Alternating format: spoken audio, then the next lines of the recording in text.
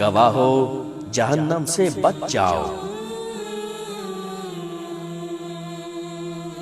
قاضی شریح رحمت اللہ علیہ کو کبھی کسی گواہی میں شک گزرتا اور گواہی دینے والے عدالت کے کٹہرے میں آ کھڑے ہوتے تو آپ انہیں جھوٹی گواہی سے باز رکھنے کے لیے یہ ارشاد فرماتے، گواہی دینے والوں میری بات تو غور سے سنو، اللہ تمہیں ہدایت دے۔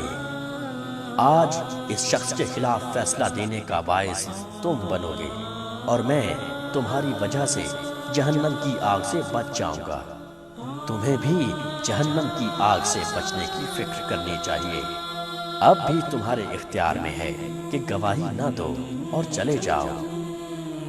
الطبقات الکبریٰ صفحہ 183 جلد 6۔